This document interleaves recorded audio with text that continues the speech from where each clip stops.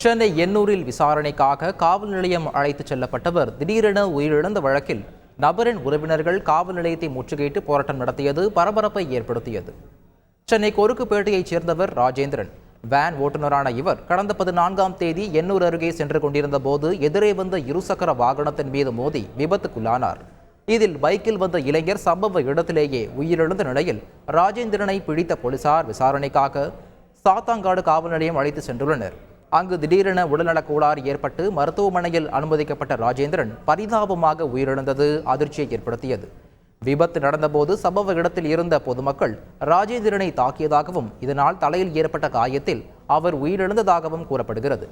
இதனை மறுத்த ராஜேந்திரனின் உறவினர்கள் ராஜேந்திரனை பொதுமக்கள் பிடித்து போலீசில் ஒப்படைத்த போது அவர் நல்ல உடல்நிலையுடன் இருந்ததாக கூறி வீடியோவையும் வெளியிட்டது பரபரப்பை ஏற்படுத்தியது.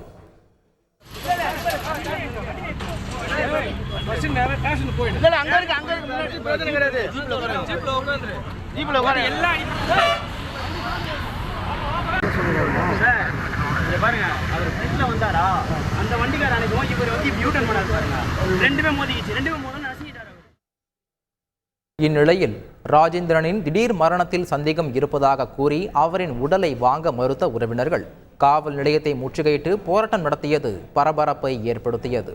இந்த வீடியோல ஆக்சிடென்ட் வெளில வரும்போது அவங்க அப்பா நல்லா தான் இருக்காரு. மூஞ்சில அடியில எதுவுமே இல்லை. நம்ம கிட்ட அந்த வீடியோ இருக்கு, ப்ராப்பரான வீடியோ இருக்கு. அடிப்பட்டு எதுவும் எந்த ஒரு எவிடன்ஸுமே இல்லை, அடையாளமும் இல்லை, எதுவும் நல்லா வராரு.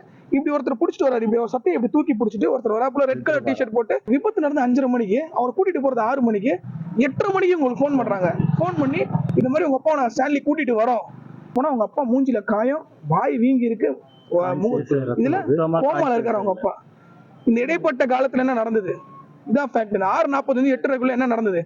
நியாயம் கிடைக்கிற வரைக்கும் திரு ராஜேந்திரன் உடலை வந்துட்டு நாங்க மருத்துவமனையில வச்சிருப்போம். நாங்க பாடியை கண்டிப்பா வாங்க மாட்டோம். செய்திகளை உடனுக்குடன் தெரிந்து கொள்ள உடனே சப்ஸ்கிரைப் பண்ணுங்க.